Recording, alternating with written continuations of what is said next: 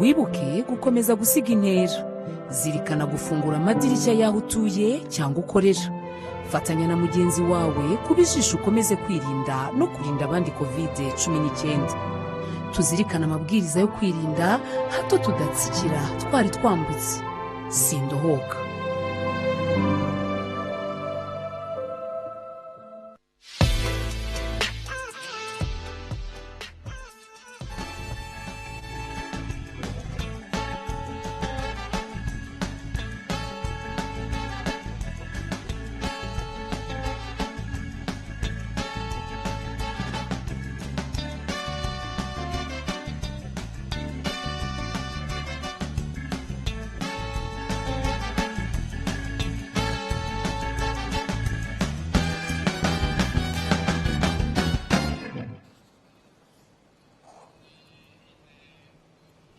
Good evening and welcome to The Square. Tonight is a very timely discussion. We are here to discuss the 18th edition of Umushyikirano 2021. We are going to look at priority areas as well as expectations. This 18th edition, now known as the National Umushyikirano Council, is set to take place next week on Monday and Tuesday. And as we all know, this is a national dialogue forum that convenes thousands of Rwandans for the last 18 years to discuss various issues in the countries, to have leaders and people directly convene and solve issues together. It's a homegrown solution, and this is not the first time we're talking about it. I'm very happy to welcome our guests tonight, just to share some insights just ahead of the dialogue forum next week. And I'll start by introducing our guests. We're joined here. I'll start with Mr. Ladislas Ngendahimana, who is the Secretary General of RALGA, the Rwanda Association of Local Government Authorities. Mr. Ngendahimana, it's an honor to have you on the show. Thank you for having me. Thank you. Also joining us is Eric Mahoro. Eric is also, it's not your first time on the show, so it's great to have you back again. Eric is here in his capacity as a civil society practitioner. Mr. Mahoro, great to have you on the square. Thank you very much. It's very nice to be back. Thank you. It's been a while. My name is Dana Mpisi, host of The Square. I'm joined by the resident panelists of The Square. On my left is Bernard Namata. Always a pleasure to have you on the show. Thank you, Dana. Also joining us as always, Charles Haba. Always a pleasure to have you on the show. Sorry, Dana. How are you? Good. Good. Before we kick off, like we always do, are there any big highlights you'd like to share? It's been quite an eventful week. Charles, will start with you and then over to Bernard. Extremely shocked by the new COVID guidelines. Two things that come to my attention is the requirement to quarantine for 3 days. It comes with all the unfairness, and loaded as it may be, 3 days of quarantine in a hotel, 3 PCR tests, then you're not including the cost of the hotel. I think it's... And the 3-day quarantine. Yes, yeah, 3-day quarantine, potentially for the 4 nights or 3 nights in a hotel during the festive season. I think we're chasing away people from Rwanda during the festive season. That's the most painful thing about the new guidelines. Yeah. That's your midweek highlight. Yeah. I'll come back to you on that if you have time. Bernard, over to you. No midweek highlight from you. Okay, yeah, Charles, I just wanted to ask on that. I think people, I've been seeing a lot of the feedback on social media, having conversations with different people, and it is the 3-day quarantine and the costs of, this testing that have increased. But don't you think it's also in people's best interest? Is there like a sort of balance you think can be? One of the most jittery countries in the world when it comes to COVID is the UK. They are lifting bans. They are lifting bans on countries that they had put on their red lists. Science has proved that, has told us that the Omicron virus is the one that vaccines can fight the most. We are praising ourselves of being 30% plus vaccinated amongst the best in Africa. We're giving people the 3rd jab. I just got mine today. And I'm like, do we want this economy to move or we don't? Yeah. Interesting highlights. Thank you very much for that. Thank you once again to our guests for joining us for this timely discussion.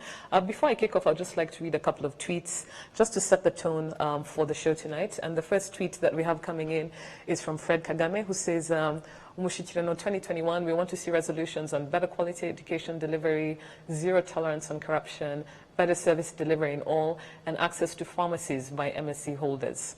That's the first tweet we have for tonight. We'll be reading the rest. I'd like to just tell our viewers, to just keep the comments coming in. We'll be reading them later on in the evening. The other tweet we have comes in from Asher, who says, we would like to see TVET, vocational training education, being discussed.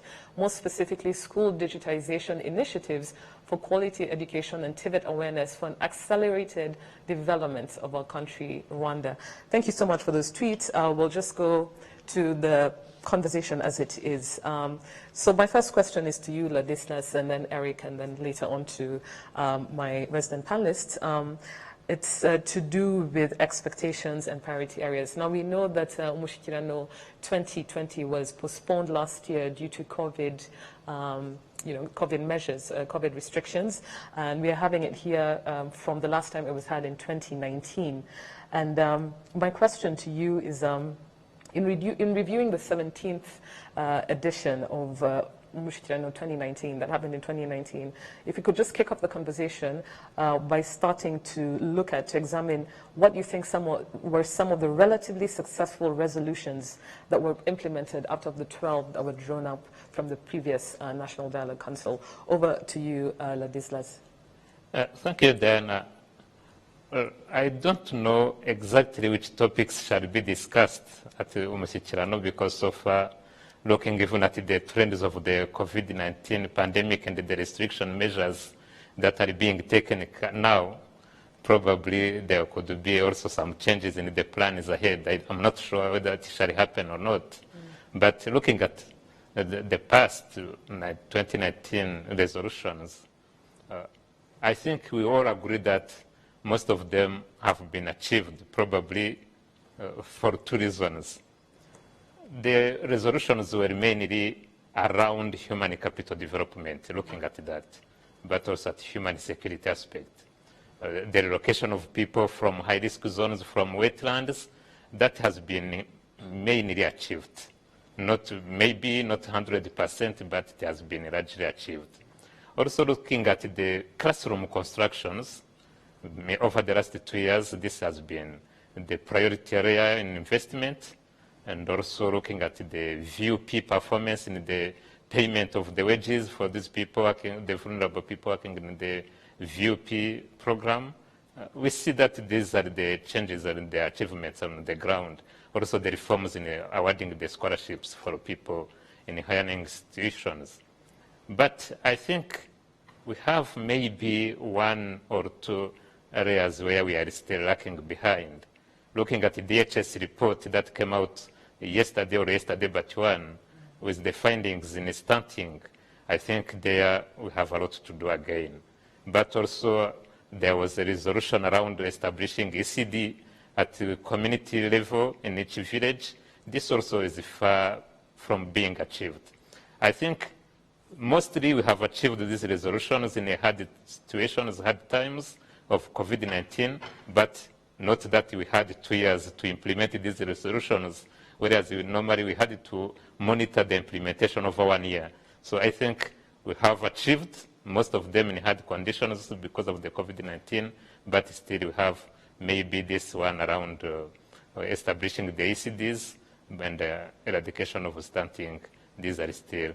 But as you saw from the cabinet resolution yesterday, also the operationalization of the health post. This one has been always there. It was far from being achieved. We had built the health post, but far from being operationalized in service delivery. But yesterday, cabinet took a serious decision to enter into partnership with the Family Health Society so that they can operationalize them. So probably we shall have a look at it, but most of them have been achieved. Thank you. Thank you very much on that. And you're absolutely right about the issue when it comes to, child development, early child development, especially with regards to stunting and malnutrition. It's a recurring issue that, we really need to get on the ground and tackle as much as possible. Eric, I'd like to also ask you the same question, and using, your lens from your perspective as a civil society practitioner. Well, I would also say that there is a significant progress when it comes to those resolutions. But again, it would be very tricky to measure the degree of attainment of each one of those. First of all, because we are speaking about a pre-COVID-19 context where we had some level of expectations, and then COVID which came in. So I would totally understand where targets continued to lag behind, but without denying the fact that we had some progress. For instance, I would come back to the issue regarding service delivery in local entities, whereby recent studies conducted by a number of civil society organizations, including the community scorecard implemented by a number of organizations, have continuously shown service delivery as a serious issue, particularly in the sub-district entities. And citizens have clearly indicated some reforms that need to be done. Of course, I would also agree that classrooms have been constructed, but if you look at the resolution itself regarding education, it came out clearly that it should be emphasizing the quality of education. And I do think that the quality of education is still an issue. Therefore, I would say on that very resolution, we need to really go far beyond just completing the classrooms without forgetting other issues which also appeared in a number of studies, where you find that there are also other considerations which come with the construction of classrooms in terms of, for example, recreational facilities, which are also important to the educational outcomes. Mr. Ladislas has also evoked the issue of the health posts. Of course, we applaud the decision of the cabinet which took place yesterday, but we know that this partnership rather comes with a number of needs regarding improving the services in the health facilities, not just the health posts, but improving the health system itself. We have seen a number of issues despite the progress made, of course, which I believe brings some attention to the level of achieving this particular recommendation. And another serious point regarding the achievement of the previous resolutions, it comes to unemployment, particularly among the youth. We have seen that despite the efforts in place, there's still challenges regarding access to finance, and a number of studies also conducted by different civil society organizations came back to that. So I would really say that when it comes to human capital and ensuring that we are moving towards a knowledge-based economy, those are the very challenges we need to look at. And then COVID came in, and we know how businesses were affected and so forth. So I would really say that we all understand these challenges, but we can't sit back and say, you know, resolutions were just achieved. I think we still need to go back and clearly address each gap. Absolutely, absolutely. I also especially like your point when you gave an example of, you know, the classrooms that were implemented during this period. I think around 22,000, but it's not just about implementing classrooms. We also need to look at the holistic aspect, you know, recreational areas, access to, you know, to toilets, especially for girls, that sort of thing. And it's something definitely worth reviewing, especially in the upcoming National Dialogue Forum. I'd like to go to Charles and Berna. Just, you know, we are reviewing the previous Umushyikirano 2019, and the 17th edition before we dive into expectations and priority areas for the next one coming up next week. And yeah, Charles, I'll kick off with you. Any relatively, in your opinion, successfully implemented resolutions from the previous Umushyikirano? Two caught my eye. One, coincidentally, both of them are really around construction, because even if you build a toilet, the multiplier effect is quite big. The moment you start a construction site, there's a guy digging. That guy who digs will take a pause. Somebody will sell him mandazi. The mama who sells the digger bananas is feeding a family. So the value chain of people who benefit from any construction project is quite big. So two things that particularly caught my eye, and irrespective of whether the impact was to 100%, but it was significant. One was moving people from high-risk zones. I've visited two particular Midugudus. The most impressive by far is one in Chiniji, which I think can be lifted and placed anywhere in the world, including Switzerland. It's an amazing project. Smart classrooms, people who, the quality of life there is really unprecedented in this country. I need to smoke some of what the government leaders smoke. So that's amazing. There's the second one I want to give is in Karama in Nyarujonje district. Again, extremely impressive. But when you look at the flooding and the way people were being wiped away in the areas around Pualu or Mulindi and what have you, and all the time police brigade is fishing people out of houses that have now become ponds. You need to really give credit to where it's due. The second one is around classrooms, and it's related to the impact of construction. But more importantly, it's about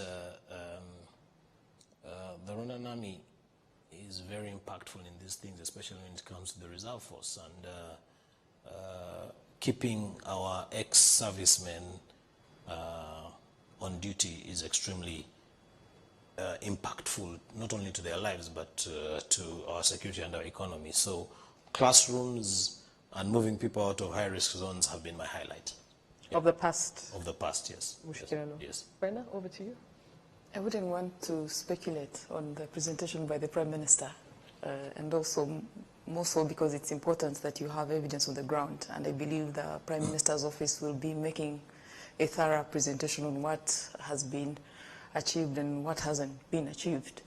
And it's unfortunate that we don't have the spokesperson here to speak to that also, But from a layman's point of view, I think that the physical things that we can see, classrooms, I think were quite a big project. And you see with the construction of classrooms, it goes beyond education. There are opportunities that come out, supplying cement, the casuals. So coming in the middle of the pandemic, I think that was really significant and good planning. And again, it was a bit difficult with the pandemic to implement as per what was agreed, because then the priorities suddenly changed, And so you have to give credit around human security again. The ability to minimize death as a result of the pandemic. If you compare, I think mortality due to COVID in this country is one of the lowest so far. So that again is because of the strong leadership, and perhaps more importantly, I think the pandemic has shown us the importance of local government structures. What we saw with lockdowns is that in most countries systems were lacking in terms of, if you have to provide support, for instance, to people in a lockdown, how do you do that? Most African countries actually didn't have systems in place. In Rwanda, because you have a functioning local government, it was much easier to reach people, know who needs help, because there were already, existing social protection programs. So it was quickly done. That also helps in terms of pushing forward, one, recovery, but also how you achieve the national objectives. Now, where I think we still have a problem, and probably it will come up again, it's been a song several times, low-cost housing. One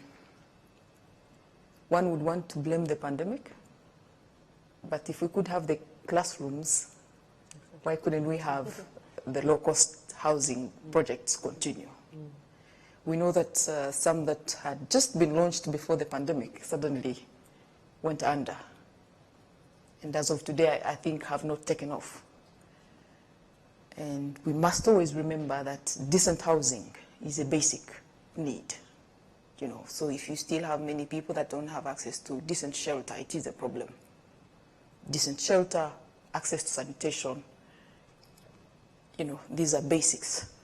So for me, I feel that we still have room there, addressing that. But also what we've seen with the pandemic is that we need to rethink our social protection programs. Like I said last week, the pandemic has been a major stress test of, whatever we've been trying to do. On one hand, you have lifted over 1 million out of poverty in a very short time. The pandemic comes and they're at risk of going back. So how you rethink that also becomes critical. Absolutely. So I think, Can I just make one comment about Sure. that, and then just to link the housing factor with affordability and classrooms. So again, when it comes to the classrooms that were being done, were mainly around universal primary education and universal secondary education as well, which is purely social. Giving credit where it's due, what was done was fairly significant social housing program.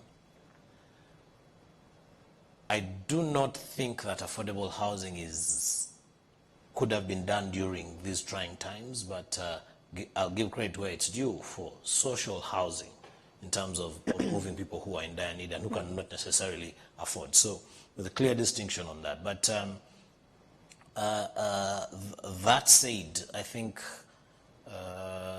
we did lose an opportunity, and I want to, it's not quite often that I do this, I agree with Bana, that the pandemic taught us that if we can feed our people, if we can build classrooms for our people with our meager resources, if we can give them social housing, if we can give the rich free accommodation in Kanyenya when they are sick, if we can give millionaires free vaccines and free tests, then we can actually do a lot more with what we can. So I think it was eye-opening. Yes. We've pampered the people who can afford, and that's what this COVID period taught us. Today I went for my third job and I asked how much should I pay, and they told me it's free, and I was wondering why. I was queuing up with people who had packed monsters outside there. It's not free. So I was wondering, It's so free for you. I actually think the government of Rwanda is very rich. It's not free. No, I think the government of Rwanda is extremely rich. That's what the pandemic taught us. Yes. Can I briefly respond to that? So we have given the government mandate to make decisions on our behalf. One of the decisions the government has made is to borrow on our behalf and buy vaccines on our behalf. So we will pay back. They are not free. Oh. So now explains why we have a huge debt burden. They're not free. We have to work hard and pay back. I know. And pay our taxes. And pay our taxes. Yes. Absolutely. I hope everyone did that, especially today. My next question, but before I go to the next question, I want to just hear from our guests, you know, what Charles and Berna have said, just reviewing the last Umushyikirano. Eric, Ladislas, if you have anything to comment before we go to the next question, which is expectations of the upcoming dialogue and priority areas that should be a main focus. And Eric, I'll start with you if there's anything you'd like to add to what Charles and Berna have said. Yeah, actually, it is also to say that we have seen some significant work being done, irrespective of the huge challenges, because Umushyikirano just ended and then the pandemic came in.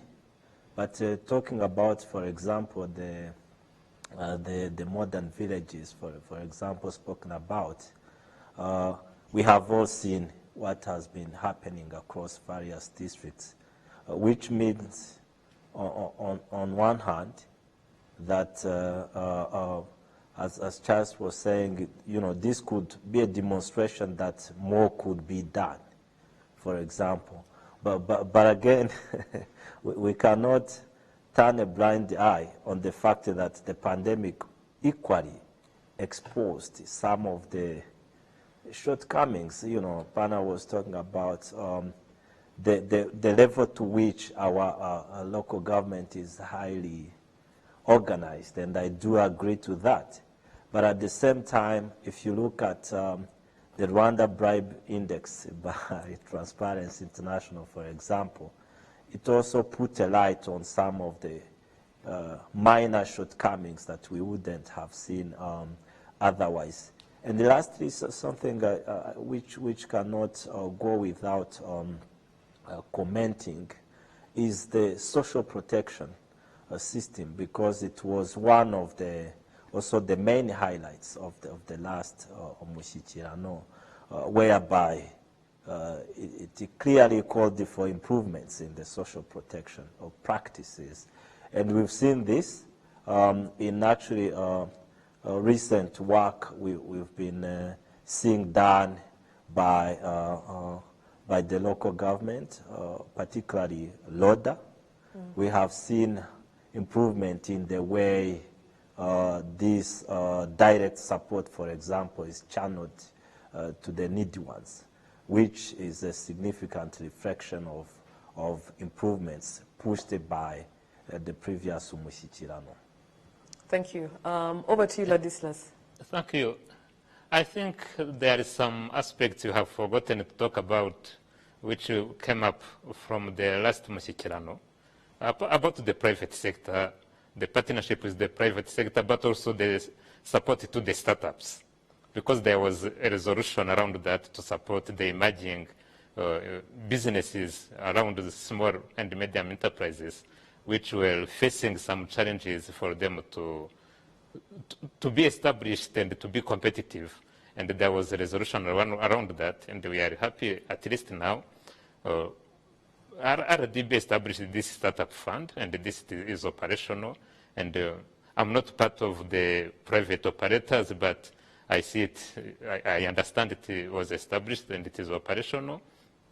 But the context matters to understand or to assess the level of achievement of performance of these resolutions which were taken, because these resolutions were taken when we were expecting to have an economic growth of about 10% and above. And now, last year, we went below zero, under zero, minus. And that means a lot in terms of economy, but also in terms of delivery of these resolutions. Bernard shortly talked about these vaccines. Indeed, these loans were not foreseen at that time. But when there is a pandemic which is coming up, we need to adjust our plans and the priorities, because we need first to save lives. So I understand why the government took these loans. I agree, and I believe, I'm convinced these vaccines are given for free, but they were not donated for free. But citizens are getting them for free because they're not asked to pay for them, because the priority for the government is to save these lives. But around social protection, let's be happy that at least we are seeing people testifying that they are graduating from extreme poverty, despite the pandemic which has been there over the last 2 years. So maybe some of the resolutions were not captured in the last retreat or national Umushyikirano, and I don't want to come to them because the functioning of the local government was not part of the resolutions there, but also the framework of Umushyikirano. This is where leaders become accountable to the citizens, and the citizens become accountable to themselves. So Umushyikirano is not a leadership retreat. Probably we need to also to focus or to capture the spirit of Umushyikirano, whereby leaders become accountable to the citizens, and the citizens become accountable to themselves. Thank you very much. Thank you very much, Ladislas. Well said on that. Leaders becoming accountable and citizens becoming accountable to themselves. I would like to just go to the next area. You know, there's not much we can say. We don't have really a clear picture of what's going to be discussed next week, but this is just, you know, speculative in terms of what we've discussed, just reviewing the previous Umushyikirano. And I want to just understand, you know, your perspectives. What do you think are priority areas? What are your expectations in terms of priority areas that should be touched upon next week during Umushyikirano 2021? And later on, I'd like to understand how you think local government authorities or civil society organizations can be better implemented, can be better supported in implementing the resolutions that will come out of next week's meeting. And Eric, I'll start with you. If there's, you know, 2 or 3 priority areas you think should be a focus for next week's meeting, please feel free to share them with us. And then over to you, Ladislas. Yeah, absolutely. One of these is in line with what we have previously talked about regarding education, for example. Because every one of us wants to see Rwanda becoming a constantly growing economy. But for us to be able to do that, I think one of the major pillars should be education and investing a lot more in education.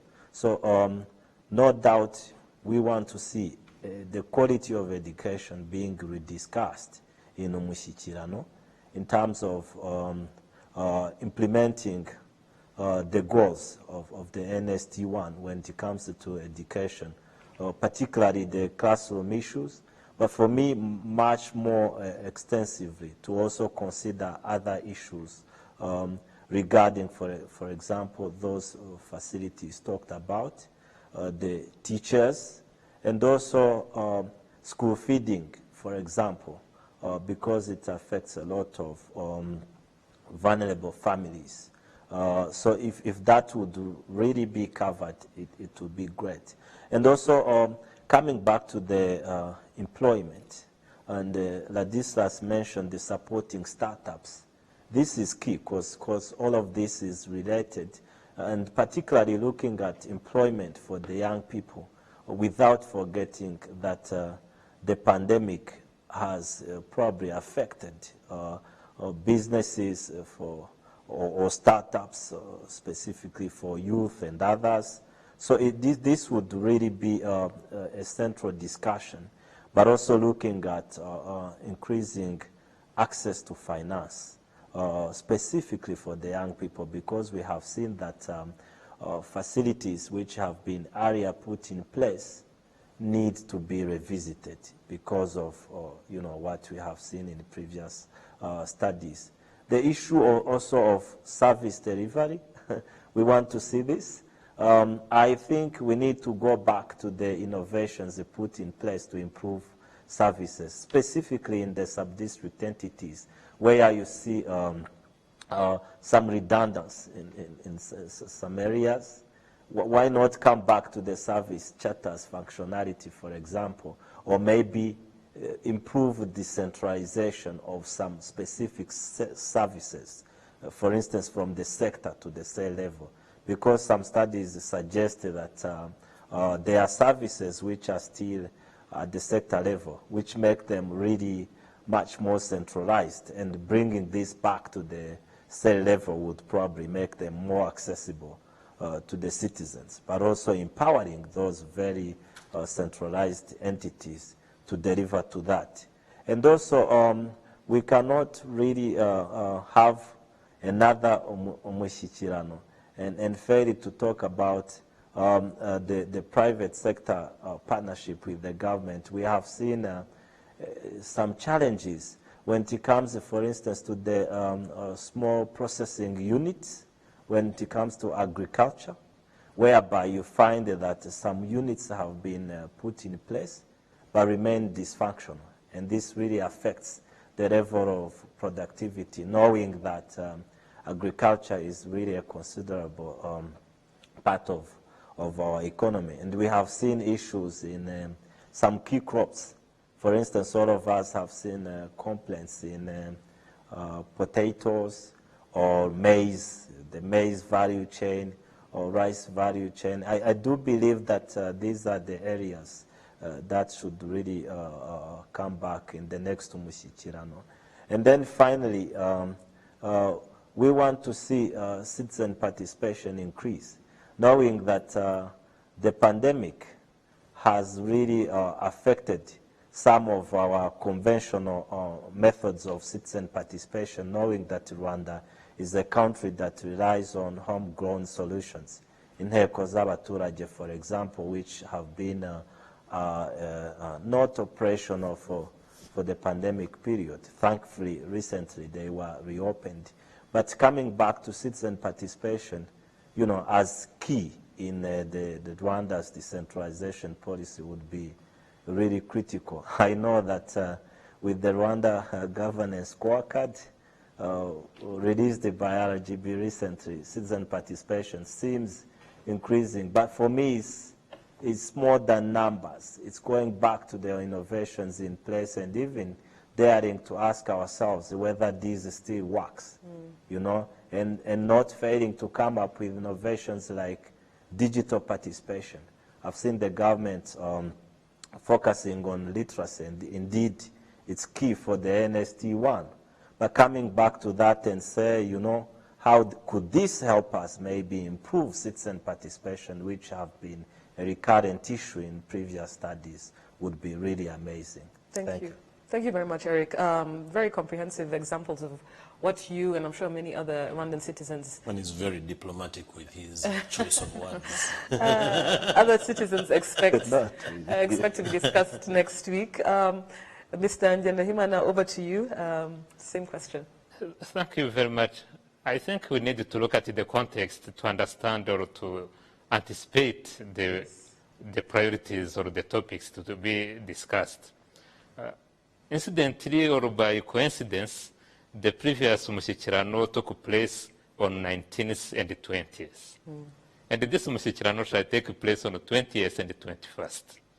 And probably there is this kind of coincidence. I don't know how it happens, but it comes at a juncture of NST1, because now we are in 2021, and it is almost because last year it was 2020, Umushyikirano did not take place. So we needed to have, I expect to have a flashback to assess how far we have gone towards the targets we had set for NST1, the National Strategy for Transformation, which is the government agenda. And this is very, very crucial because all about citizen participation, community development, and the service delivery is centered around the National Strategy for Transformation. But again, the opening speech is normally the State of the Nation by the head of the state, and the closing is expected to be the signing of Mihigo by locally the mayors and other officials with the head of state. And these two elements could shape probably what could be discussed.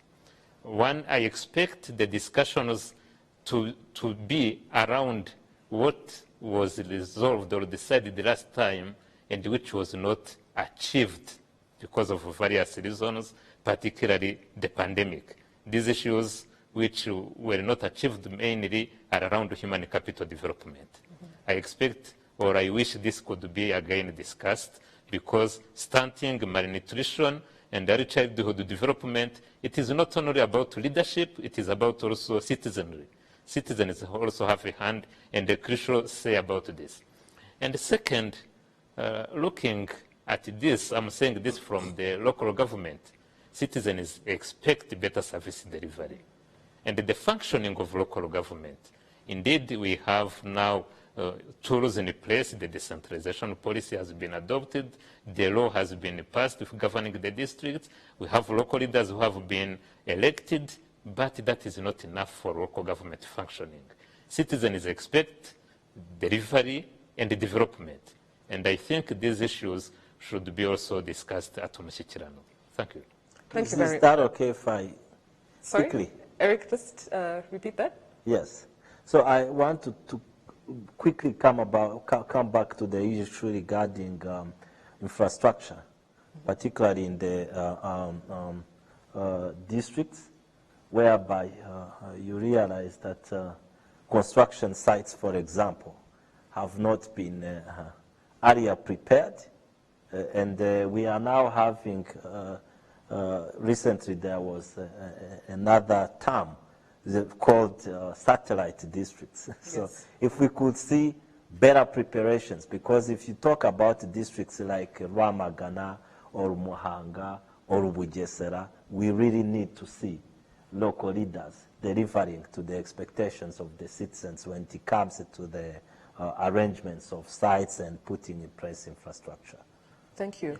I know for a fact on the square when we had the discussion last year, but we did talk about satellite districts as one of the resolutions and trying to understand the implementation and the scope and that sort of thing. So thanks for bringing that up, Eric, and thank you, Ladislas. I'd like to hear from Brenna and Charles before we just go to our Twitter feed. Brenna, any comments you have on expectations on what you think should be priority areas for next week's discussions? Teenage pregnancies. For me, I think the whole day should be spent discussing teenage pregnancies in what that means for our economy, what that means for our development, and what needs to be done to address teenage pregnancies. Mm-hmm. Because until we have dealt with that issue, I think everything else doesn't matter. Yeah, because you're looking at the future. Yeah. Generations. Before I go to Charles, personally, for me, I think one of my expectations would be, and I think I mentioned this last week, is to do with cooperation with our local leadership. You know, all the issues that different districts face, or, you know, issues, especially with regards to malnutrition and stunting, I really hope to see improved and strengthened cooperation amongst newly elected or re-elected mayors and local leaders to tackle these issues, as opposed to previous sort of trends where they work in silos and these issues are cross-cutting. And I'd like to see innovative cooperation strategies to solve some of these key issues with our local leaders and really not focusing on working, you know, in silos. Charles, over to you. What you I think for expect? me there are two things. Number one by far is business, the business environment and the economy. I think Ladislas hinted onto this, and he insinuated that one of the areas that didn't do too well, and I'll paraphrase what he said, it was the role of the private sector.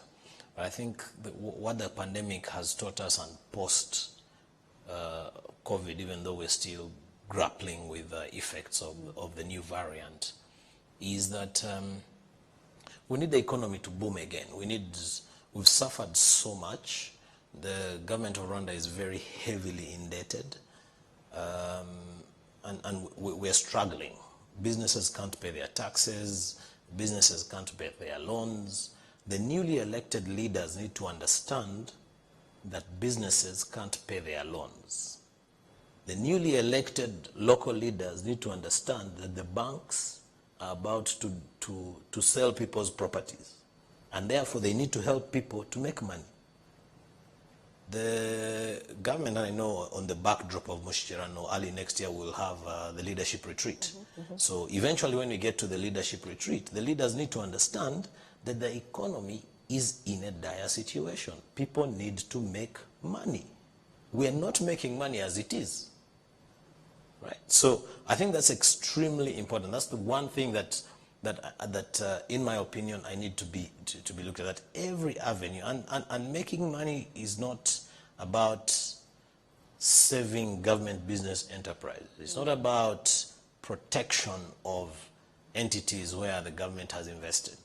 It is about that street vendor who needs to make chapatis in the night for them to be eaten by casual laborers at 5 in the morning so that he or she can feed her family, can survive.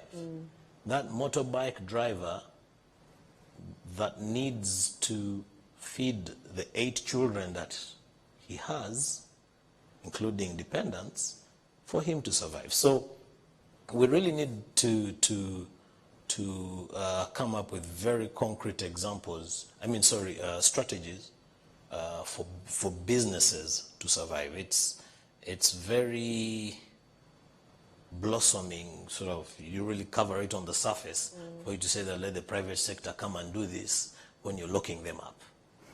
I think that's one thing I would like to see, and I would sort of like to give one very concrete example around the hospitality sector.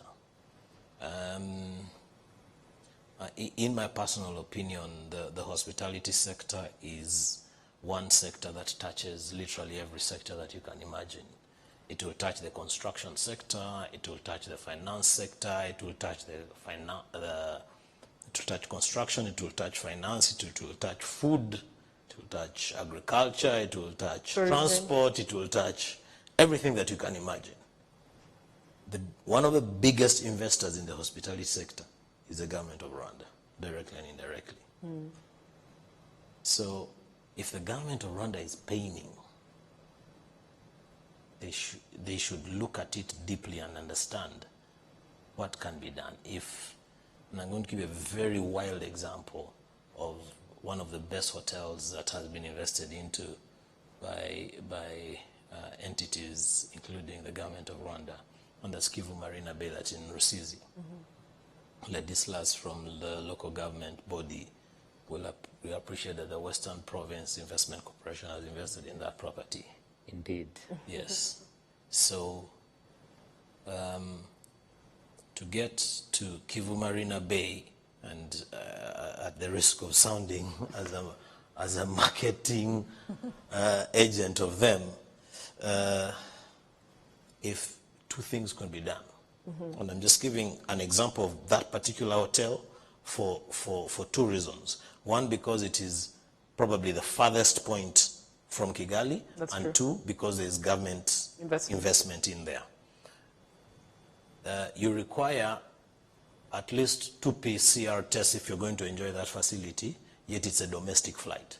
So automatically, your flight increases from $110 to 60 times 2 is $120 to $230 for a domestic flight of 26 minutes.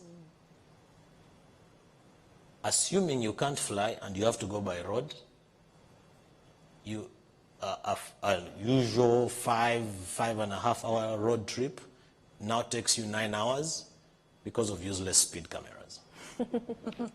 Right? Yes. So it is very expensive to save a Rwandan enterprise. And I think those, just given one example. Now imagine the chapati vendor I talked about earlier on. So I think the conversation, my expectation around reviving the economy has to be very practical.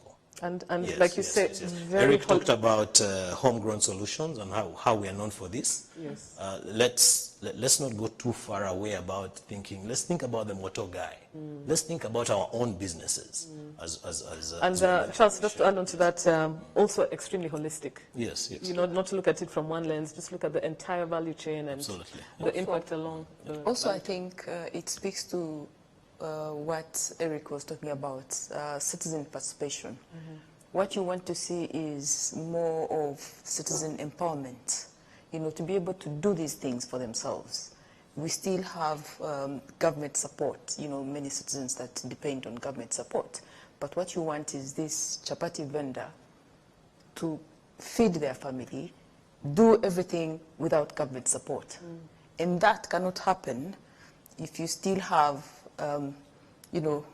leaders that are very quick to close a business without seeing the bigger picture of what, for instance, this family business does for the country.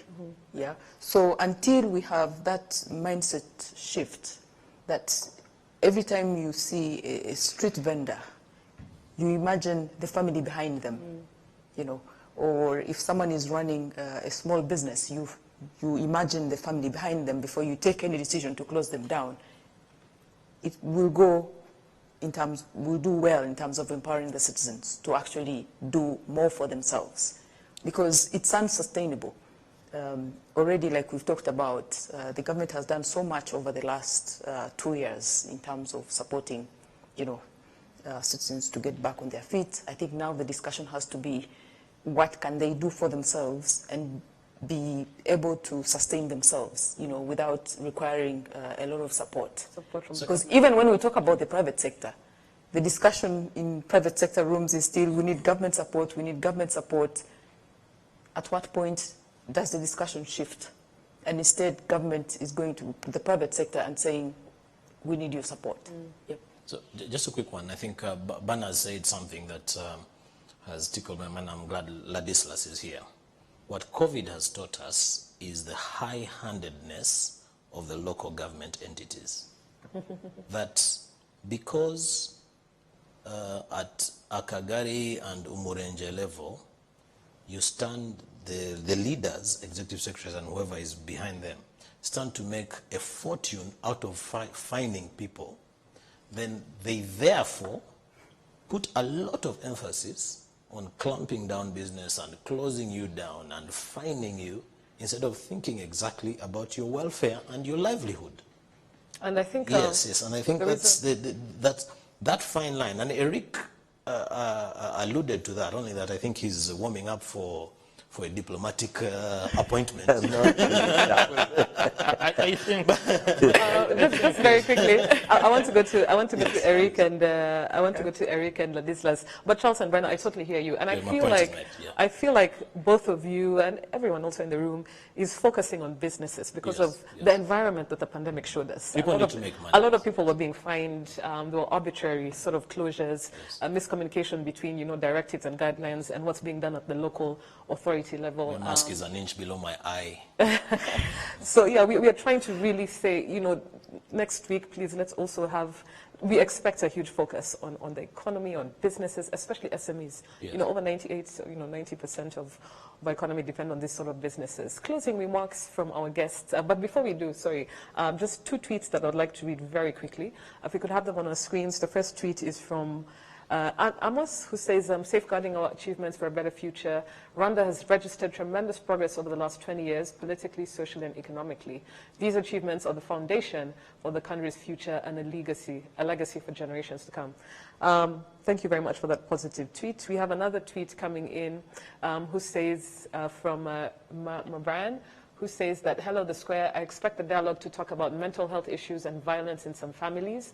I expect the dialogue to talk about unemployment in youth.